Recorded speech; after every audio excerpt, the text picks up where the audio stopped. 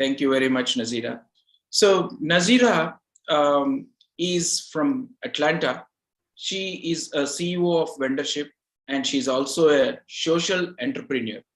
She runs a very interesting live chai and just chat session. This brings the community from different flavors and discuss on different topics, which is very useful to the community. She worked in the government organization as well. She worked as a research project manager in Emory University. She's a former chief of staff for the office of chairman, Fulton County Board of Commissioners. She was also instrumental in securing many projects for funding them. And she's a past president for South Asian Public Health Association. And she has received many awards from American Telugu Medical Association for her public service. She also stood for election in her city and won the runoff. She has been a monthly columnist for the Forsyth County News. She believes in galvanizing the energies and empowering all the citizens to collectively improve community health. She can manage to speak, understand Tamil, Telugu, Hindi. More than all, Nazira is a great community leader. She has been a face of the Indian community to the government of US for many reasons, connecting people, doing the great favors, and also whichever is possible for the community. And Nazira also helps the community business, small businesses for bidding the projects in government. So today, as a part of this Insight with Praveen Puram, it's all about learning and how to serve the community. We will listen more from Nazira and learn about her community leadership, political aspects, and also from the Vendorship Inc. Welcome, Nazira, again. Once again, thank you so much for joining us. And we are very excited to listen from you about many things, how you help the community. Tell us more about Namaskaram. Thank you so much, Praveen. Thank you, TV5. Thank you, Mana TV, for this opportunity. So I'm looking forward to this conversation with you, Praveen, and the listeners.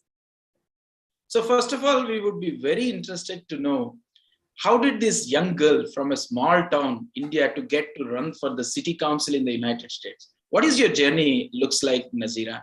It is very, very inspiring for all of us. Sure. Thank you so much, Praveen. That's a great question. Sometimes I ask myself, if you've seen from my journey that I've always sort of pioneered or tried to do things from my own way, or creating the pathway that not many have done in the past. I'm also a risk taker in things that I really believe in, and things that feel is correct, that is going to serve the entire community or the broader community, and bringing people together. So my platform throughout my life has been bringing people together, unite them, exchange understandings, so there's less differences and more common ground that people can come together. So when I used to practice as a doctor, as a doctor practicing in India, I used to practice. I did my medical school in Karnataka, so I can speak Kannada as well, Praveen, and went back to Tamil Nadu, which is my home state, and practiced there in Gandhigram Hospital. I realized that people were thinking there is a magic pill. So if you go to doctor, everything will get treated, which is not true. Which is not true, right? And of course, they respect the doctors, they're going to treat, yes, but doctors don't have all the answers. And so I realized the diseases that the patients suffered from, especially in the rural area, can be prevented, right? A lot of it can be prevented. Diabetes can be prevented, heart disease, diabetic complications can be prevented, even stress, everything can be prevented. So I realized the medical system was broken to an extent, the links were broken, and probably educating the community members towards prevention would really help. So my motto then became, how can I prevent someone from going to a doctor, right? So I moved into public health because I wanted to educate the community on a whole, and then or the entirety about prevention, about healthy living, stress-free life, enjoying life at the moment. good sleep. We don't think about good sleep sometimes. We're only talking about good diet, physical exercise. We forget some of the mental well-being. So all these things come into play. And that's when I went ahead and did my master's in public health in US, in University of North Carolina. And then from there, I went into Emory University and got a job at the government sector. So I still call it my dream job in the government sector here, for the reason because we were able to reach the community much more beyond and wide. So my platform has been, you asked me why I ran for city council. There was this, I don't know what you call for butterfly in Telugu, but there was this butterfly feeling inside of me, that burning, that I have to fly, I have to fly. None of my family members are in politics, right? I didn't know what politics was. All I knew was people like us have to be at the decision making table, and where decisions are being made, because many a time others are making decisions that doesn't agree with us. So I realized, oh my gosh, we need representation. So that's when I ran for office, not knowing anything about politics, but it also made me a very, very strong person. I came to know who I am really. I came out of the shell of being a little bit timid and shy person. Even from my back college, they'll tell, oh my gosh, Nazira, you're such a timid girl. And I'm like, life teaches you, experience, you evolve. So it was like cocoon say, you come out as a butterfly. So that's what happened to me when I ran for office, and I became a much stronger person as well. Wow, that's great to hear, Nazira. And tell us why, because you being a doctor and coming to the US, you didn't think to pursue on the doctor profession? So, a great question. Sometimes, this is for all listeners, and you, Praveen, I'm sure you are a very respected community leader. So, you know that sometimes you have to make a decision and you have to move on, right? Culturally, I'm from Tamil Nadu, and in our Indian culture, everywhere, we're always worrying. We always keep worrying. What's going to happen tomorrow? What's going to happen tomorrow? What's going to happen in the evening? What happened yesterday? So these thoughts just put us always in the back end. We're not able to move forward. So once you make a decision and you move on. So for me, I was torn between two things. Should I go ahead and practice medicine, or do I do what I believe in, that is preventing people from going to a doctor, so prevent chronic diseases, right?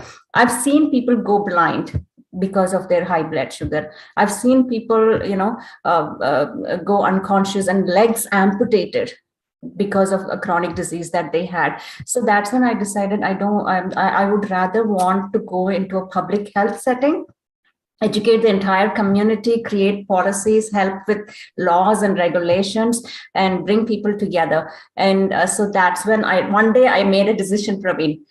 If I'm not motivated, why should I push myself to do it? Because anything you do with passion, money will come. Things will happen if you believe, and your heart, you believe 100%. One day I decided, probably in the 2000, after 2005, I decided, do I want to practice? Am I going to lose all the time that I studied in? Or do I go with my passion? Now that I've gained knowledge as a doctor, I know what pathology, etiology, everything I know now.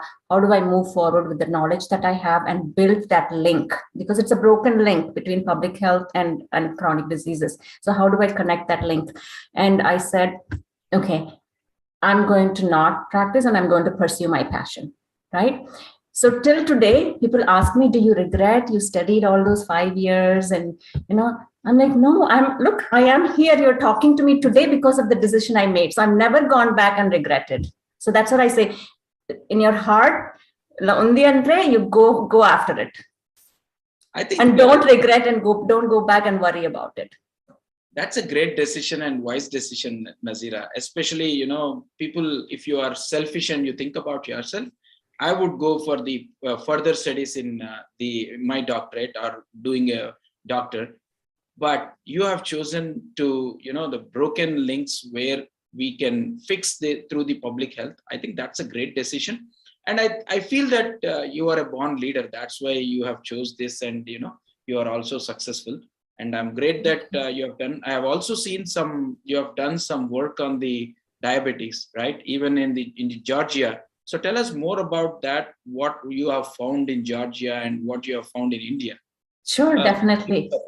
Yeah, definitely. So all chronic diseases. So 1 in 7 people are dying because of chronic diseases, diabetes, hypertension, blood pressure, mental ill-being, or heart diseases. As you see, Praveen, in the recent years, also we've seen many young people in 30s and 40s getting massive heart attacks and collapsing. So we're seeing that a lot. I think some of those has to do with the stressful living of worries sometimes, right? And not focusing on healthy eating or physical activity or over physical activity, and you just there's no moderation. So I always have believed in moderation. When I joined the county government, I was the health promotion division director. So you know what it means. Health promotion division director means I have to be healthy myself first, so I can talk about healthy living and healthy living being. So I had to start exercising. We, in our culture, we were never taught like women had to exercise. Now things have changed, right? So for us after 40s, how do we change a habit behavior? It's very hard. So when I entered into public health, into my government job, Praveen, I realized sectors like coke factories, like the soda factories, they actually know the secret behind how you can make a person addicted. As the smoking companies, they know how to get you addicted to smoke, the alcoholic beverage companies. But who is rebutting them? So the public health system has to be strong. Public health system has to think about ways of creating, how they create secrets. We also have. So I've read some of the documents. For example, the soda company, I'm not going to just keep naming the soda company, but the soda company has secrets that their marketing people have to have you drink. As a kid, before 7 years, you have to drink and taste it. Wow. Before 7 years, this is their secret. Because after 7 years, the brain is developed, the kid is developed, it can make a decision. If you taste it before 7 years, you're going to be like, you get onto it. Coke. Like, how many kids here are drinking water? Not many, right? So they're addicted to coke. So when they have a secret like that, so should we. And think beyond. Why is water more healthy than soda, right? Why should we not be smoking? Why should we control our addictive behaviors, right? The processed food, everything is convenience, put it in microwave, 2 minutes, everything is processed. Why do you think people get diabetes here more? Of course, in India, because of carbohydrates diet and less physical activity and sedentary life. So that's what led me to taking up this position. I still call it my dream job. I knew my name was written on that job. So the 5 to 7 years that I stayed there, we were able to bring communities together beyond that the county government had never done before. Someone said they came because the government opened the door. So I went in and changed the culture of opening up and working with the community to make some decisions. So we started working with interfaith agencies to create community gardens so they can get fresh vegetables and fruits out of their garden. I remember when at one time when interfaith leaders came, we took them to the Hindu temple of Atlanta. All of them, the Jews, the Islamic, all the other faiths, they all came to the Hindu temple of Atlanta. And so did all of them go into the Zen center, understanding the Buddhist center, how they practice, and the cuisine. They all wanted to know how to make idli and sambar. Everybody's like, just give us the recipe for idli and sambar. These are African Americans and Caucasians who have lived for ages here, but creating that opportunities to exchange information, what is healthy among ourselves, what we can learn from other cultures also helped. So what we did was educate them on healthy living, talk to them about what the marketing secrets that the factories have and how they can rebut it and live healthy. And so we would show them the ill effects of a cigarette. We would talk about third-hand smoke. Oh, we did this, Praveen, you won't believe it. So nowadays you see in city parks, in county parks, you cannot smoke. It wasn't there 5-10 years ago. So public health people like us coming together helped create those policies. That's great achievement and also great work, Nazira. Being a woman coming into this kind of job role where a woman, and because this is purely public interaction, right? So what was your motivation factor, Nazira, coming into this job? You will be interacting day in, day out with different communities, and being from an Indian origin and being into the government job. What was your feeling and what is the motivation factor? Sure. Thank you so much, Praveen. So first of all, yes, I did grow up in a very conservative family. So my daddy still thinks, was she really born into this family, right? So I did think sometimes opposite of what I was told. I think some of the factors like the gender or the race or the socioeconomic status is only excuses. It's only an excuse to prevent us from what we can achieve. Once you know it is not an order, you break that barrier, then you can achieve wonders. Because I feel it's like a barrier that's created by maybe for different reasons. We have to cross that barrier. So yes, as women, we've had some challenges from beginning because of women. Oh, I'll tell you. So when I was the first woman profession to graduate as a doctor, first women profession. So you can see the obstacles. My brother said, this is my brother. He said, what are you going to do after studying medicine? You're going to cut onion for your husband in the kitchen.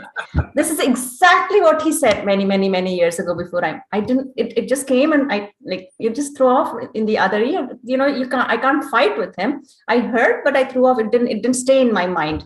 But you have to realize that if it's your passion, you can pursue, you can continue. It's just an obstacle for others. But if you put it in your mind, then it's going to impact you.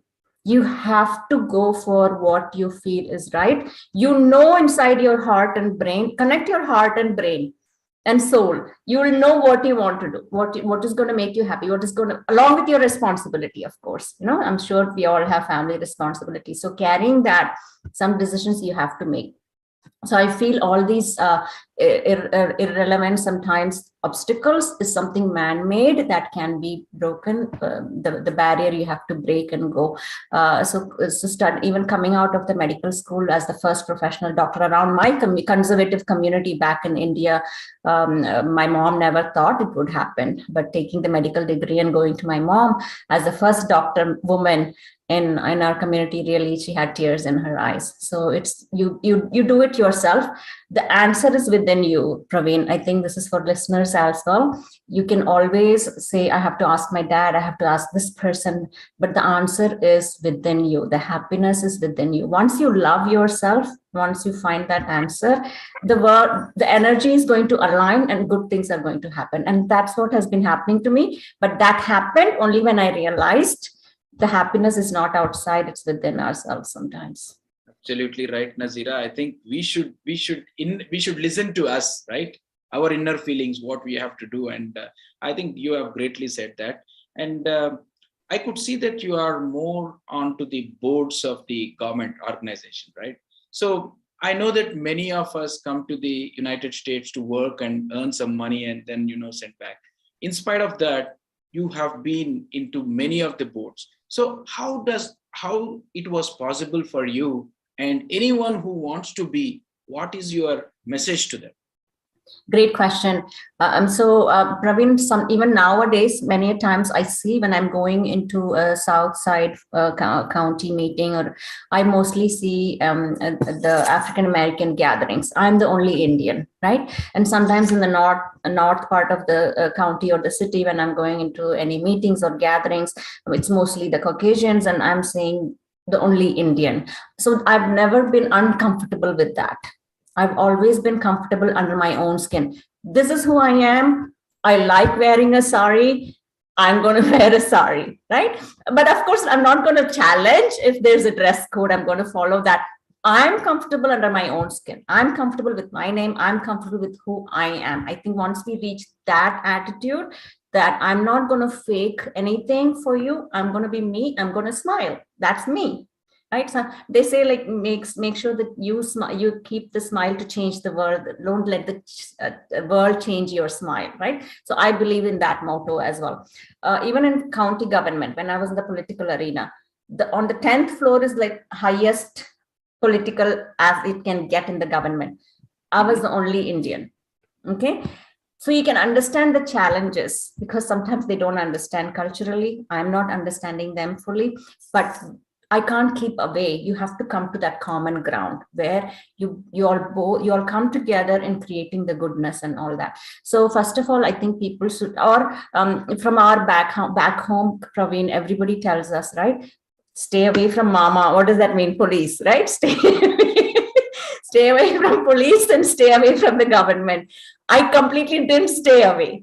I went into the government. I finished my local city police community training. So I did that. Whatever I was told, no, no, no. I took that step beyond to understand further. So I think people still, our culture, our people from back home still have that fear to stay away from the government. I would say to take that fear away slowly. Yes, sometimes, we hear about instances where there's racial profiling and all that, but it will happen across everywhere. It will happen across the world. Racial profiling is done in some way or the other, either for your name or how you look, things like that. So you have to come beyond that. I tell my children to go shake your hand. If someone is afraid to shake their hand with you, you extend your hand to them. Absolutely. That speaks highly about yourself. So that's what people need to do to get into the government, to go and introduce themselves. Very nice, Nazira. So what are the few government bodies you have been in the board? Can you let us know? Yes. So when I was in the government sector working as the chief of staff, that was for the chairman's office. So sort of the one of the highest appointed position in the government was, so probably I would come across several committees. So what I did was during my tenure during that time, I was able to bring our community members on that committees. So I would say more than me being, I wanted to give this message to people listening. They can join a committee boards because it is for sometimes there is restriction for only citizens, but doesn't have to be a citizen. It can be for residents. If you're a resident for more than 1 month or 1 year, in a city or a county, you're eligible for these committees. So I would say if they have that inkling to serve, because you have to give back in some way or the other, right? So if they have that inkling to give back, serving in the government boards is very, very rewarding, and you're giving back where policies are being made because of your decisions. The laws and the regulations that you see now in our city and county is because of people like you and me and others sitting on that committee board and planning. The planning commission board is there. So many boards are there, right? In social justice board, racial equity, equality, education board. So all this. So people should learn to understand if they're interested to serve or volunteer. So throughout my life, I volunteered. So they should definitely consider getting into government boards. As for me, so being in that county, I was able to bring many more community members to serve on the board. But other than that, I'm also on non-profit boards such as the Compassionate Atlanta. And as you mentioned, Praveen, the monthly chai and just chat sessions and the company keeps me busy. I make sure I put time into where I am invited and respected. I think this is for every individual. I don't have to push myself into places where I'm not needed. I want to make sure that my talents and skills is going to be used for no drama, but actual work that needs to be done and deliverables. You'll see me there. Great, Nazira. That is a really great insight, because now even I understood that even if you are not a citizen, for some of the boards you can volunteer and learn and serve to the county where you live. So yes. To all the viewers, this is the information. So definitely please come forward if you are interested, and we can definitely help you to get into those boards, or at least guide you where you can fit and how you can apply for it. Thank you so much, Nazira. Thank you. Coming to this, interestingly, you have told about chai and just chat, right? So what made you to start this, and what is the real benefit you have provided to the community so far? Okay, so you want the true story or just a superficial story? I think true story will, I just wanted to inspire the listeners. It's not like wasting their time, but I wanted to, people like you who have already achieved, how did they do, right? Okay, so everyone do not know about it. So I want really a true story about it. Definitely. There are two ways to take it. One, something didn't happen and you whine and cry about it, or You step up and make a solution and not cry about it and whine about it. So when I ran for office, and you know that the place that I ran in office was almost 65 plus Caucasian community, and I was the minority brown skin. So I received a lot of slack, right? In the sense, it was politics. First of all, I didn't know politics was so bad, but definitely there was a lot of mudslinging. And to myself, I thought, but I'm not such a bad, and to an extent, I was called the devil, right? I was called the devil because I was in public health. I was telling people what to eat or how to eat, not to smoke. People didn't like that. But I thought if they met me, maybe they wouldn't hate me. Like I literally felt people hated me. And I'm like, I wish you could just meet and have chai with me. That was my, when I came out of the campaign, had you met me and we would have become good friends. And any of those, but I understand it was politics. So then I realized nobody has to hate anyone this much. For what? Because our life has to be filled with flowers and good memories and sunny days and smiling and laughter and good things. This is a beautiful world, Praveen. People forget that because they're sitting in worries. They think they don't have the solution. The solution is within them. They are afraid to take some solutions forward. So I said, chai pe kaun ladai karta hai? So everyone says, let's go meet for chai. Huh?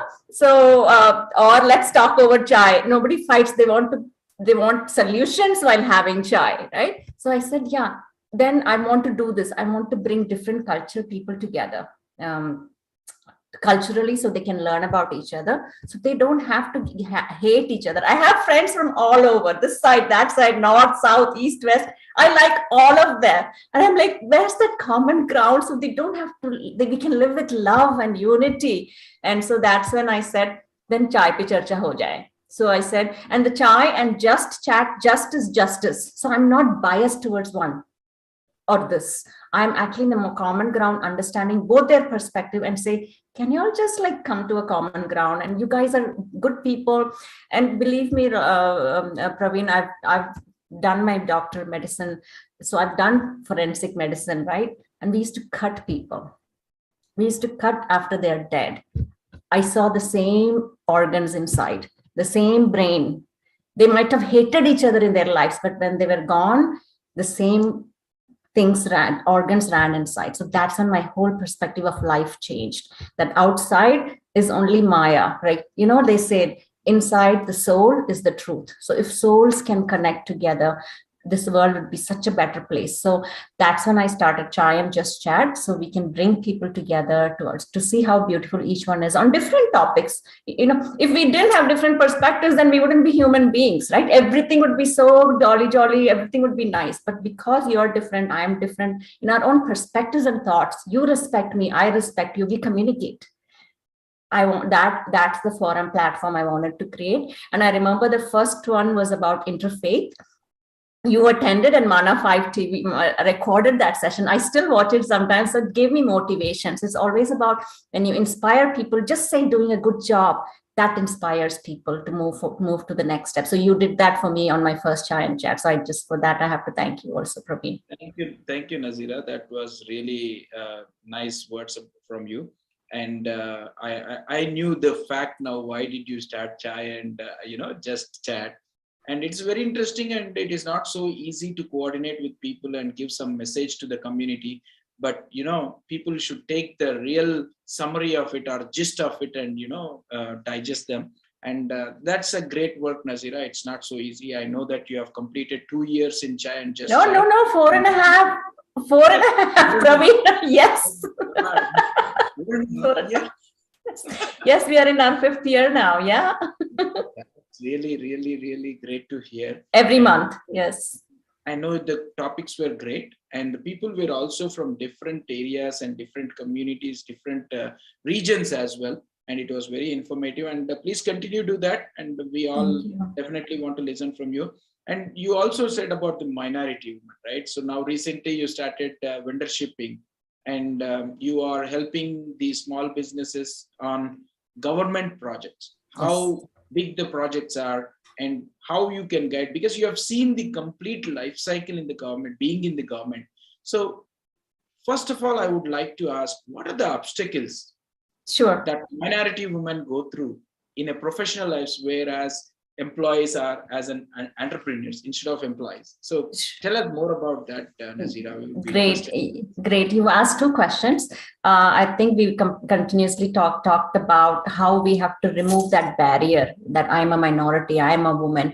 I think we have to come into place that if I make this decision, if I want to go through it, I can go through it, right? So minority business, because they don't usually come into the government sector, the government has set aside funds, set aside some monies in the federal government, which is also called the central government back in India, and municipalities and districts and counties to these minority businesses to get some contracts. When I was in the government, I used to review proposals. I used to put out a request for proposals, just like what we call in India tenders. We call it bids or solicitations here. And people hesitated to get into government sector because it was always said that this is already, someone has got it already, right? But that's not true. At least here, there's no, I mean, I wouldn't say there's bribery or that goes on here or any fraud in getting government contracts.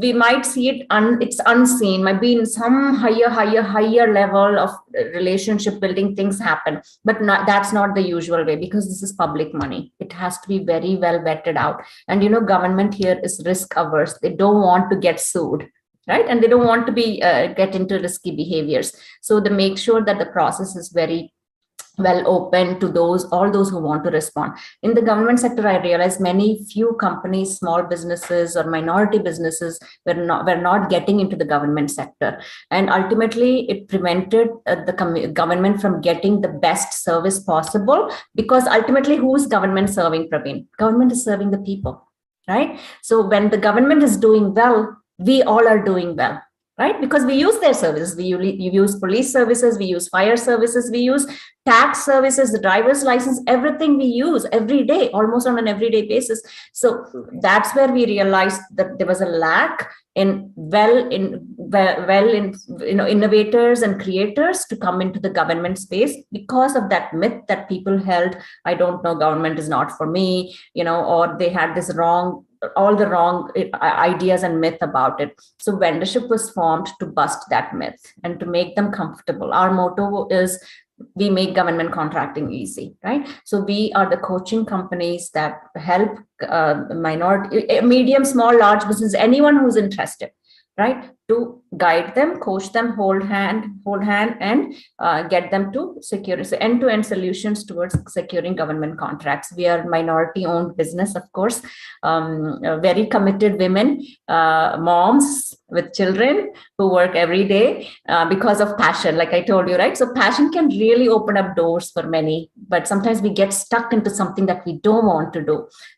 So again, I'll say that once you know what you want, go after that decision, but make sure it's, the family, everyone is in par with the decision that you're making. So that's what we do at Vendorship, help communities or businesses get into government contracting.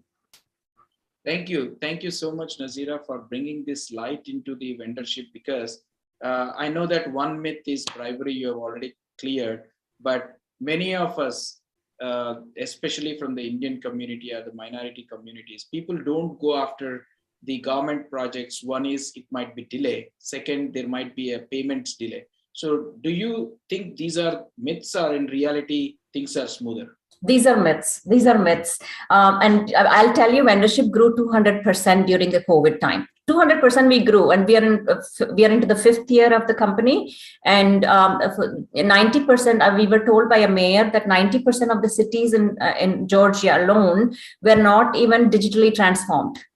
So they completely shut down during COVID, to an extent where services were not even be able to provide, because the government never has worked remotely.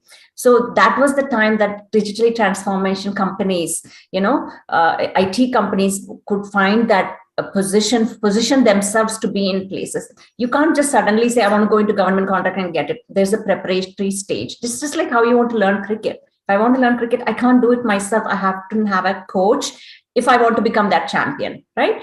So that's what we are, the coaching company. So many of the myths that you told, but I can tell you, once a contractor, always a contractor. Because they've seen the benefits, they like it. Being as a government contractor, they don't move away from. The profitability is good. Government has improved itself much. 10 years ago now, the accountability, the turnaround time for response, it's like really improved a lot. So as vendorship, we see we are helping the government because we are giving them feedback on what is going well, what is not going well. We are helping businesses and building that platform to connect both the government as well as the community, as well as the businesses, so that ultimately the community is well served. Great, Nazira. I think good luck for, as you said, 200% improvement in your vendorship during this COVID. And also you brought up a good point, digitally first, right? So everyone is going digital. So I'm glad to hear that government is also in US, it's in the race for digital first, and there are many opportunities as we see everywhere during this COVID. Everyone thought there will be a dip in the business, but luckily everywhere it is. So tell us more. I will ask, in the interest of time, I will ask quickly few questions on the government itself. So typically, any government projects, we hear that you need to be only citizen to take part in that particular projects. Is that true, or still it can be outsourced to? Not at all. You don't have to be a citizen. So there are some projects. So you have to understand, government means federal government. I'm relating it to our Indian standards. Indian is central government. This is federal government. Then you have the states. In India also it's states. Then you have the counties, which is in India, it's districts, right? Then you have cities, which is in India, municipalities. Each of these have project openings available. Each of these have their own budget. Each of these have independent governance, their own governance. So they put projects out. So maybe in the federal level, there are some requirements. It might be in the Department of Defense and other, because you have to have that security level going on.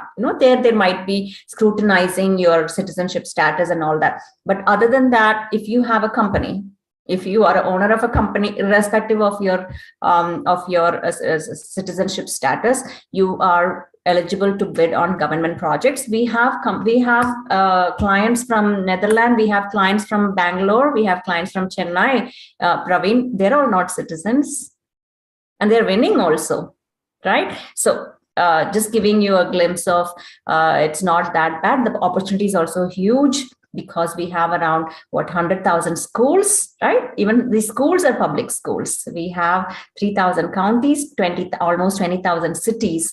That means each of them have their budget to put government projects out. But we see less of the takers responding to these government projects. And that's where vendorship comes in to sort of make it easier for others to get into these projects.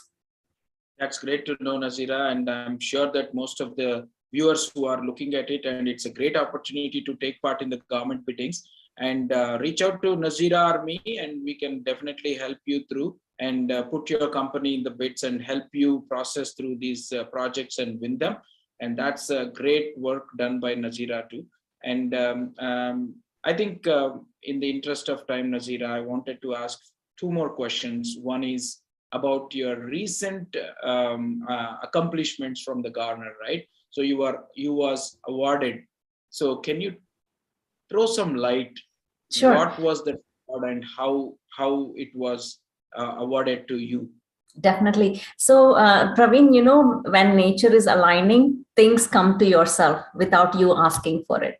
So this is one such award. Without asking, it just came to our table. Along with me, the whole vendorship team. Like I said, nothing happens. You can't do everything alone in this world. You need to have good, supportive people, and you'll feel the energy. You'll feel good when you're around them. So we were all invited to the Georgia State Capitol. There was a resolution to appreciate because they appreciated my diversity. That in patriotism, that I ran for office, I had worked in the government, I'm giving back in the community. So it doesn't matter how I look, right? It doesn't matter what I wear, that I can also equally be patriotic. than any other one, a normal, a naturally born citizen here, right? So that's what the resolution was for. They appreciated all the work, and they are promoting more diversified individuals to step into the government sector, to run for office, to be a part of the political process. You don't have to go into politics. You can be a part of the political process. That means you have to vote. You have to understand who's your local city mayor, county commissioners, the governor, and all that. So we were given the tour of the Georgia state capitol, and we were given this award for our societal contributions in the state of Georgia and beyond. So that's what it was for. So January 19th was a day that they named after me. Yeah. Thank you, Praveen. And it's a great privilege, that you take this award. It's not only for you, the entire community representing that. And it's a great moments, not only in the US and also India, also people who are listening. It's not so easy to get such awards in the capital. And I truly, I wish that you should get many more awards, and then you should take your vendorship to the next level and help the community grow, especially the small businesses. And you see a lot of community leaders are the owners of the businesses, and whoever is listening to that, definitely they'll reach out to you. And the last question before we leave, what are your thoughts for all the women coming into politics? Do you see people coming out of their shell and participating not only in the politics, but at least, as you said, voting, right? Which is very, very important to have our voice. So what is your message to every woman, and not only women, but also men? How do they need to be part of the political, and what is the benefit out of it? Definitely. So Praveen, I don't know where this quotation comes from, but definitely someone said the prosperity of the nation is based upon how their women and children are. Right. And for that, the women and children have to participate. I'm not saying we all have to get into politics, but there is something called the political process. The political process is understanding when your local elections are, when the national elections are, understanding when you can vote, how your vote is important. Read about the candidates, not just blindly someone said, so I'm going and voting. Read about if the candidates are aligned with your thought process, if that thought process is going to improve the community in the broader level. So I would definitely say women can step out of their comfort zone. It's sometimes uncomfortable, it's sensitive topics to discuss, but then if you don't, and that's what we discuss in Chai and Just Chat, uncomfortable topics, right? But if you don't discuss, you're just putting it in the back burner. So we all have a purpose. So I would say women, men, anyone, don't give away on your purpose. Compromises have to be made in life for families, for a community, for a society to be well, but make sure those compromises are not completely weighing you down into depression or you lose yourself. So always be truthful to yourself first, truthful to what you do, smile, be happy, and be a part of the political process, be a part of the community, society, and giving back. And many people, mental well-being is very, very, very important. People might be smiling and outside, but inside they're suffering. So how can social intelligence, emotional intelligence grow on that, improving yourself, and work with the society, work with communities, work with family members to make this a better world. And always I've always left the place better than it was before. So that's how I have been, and I'll continue to do that, Praveen. So thank you so much for your wishes today. I've had, just going down the memory lane has the smile comes in my face. so the thing is, you forget all the obstacles. You forget, oh my gosh, that happened. I even forgot that happened, because you have so many good things that you remember and you carry on. So start smiling at yourself, with yourself, and many good things will happen. Rightly said, Nazira. I see you always smiling. That makes me smile as well. And be as is. And I think that is a secret of your success. So what is your ultimate goal to be achieved as a community leader?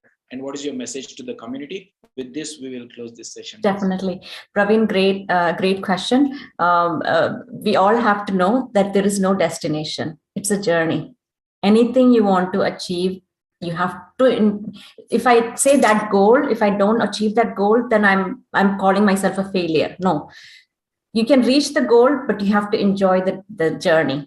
The journey is very important. People forget that it's the journey and they're always going after one destination after another. Enjoy the journey, enjoy when the destination comes, and then don't just make that a destination. Go for another goal. My ultimate goal is like, I love the journey that I'm in. I love the person that I am. I love my within soul because I'm listening to it sometimes. I love gathering people. I would like to see a world of love, unity, all good things happening. I know it's in a long shot, but at least I'll do my small part where people can say, oh yeah, she was responsible for bringing us together.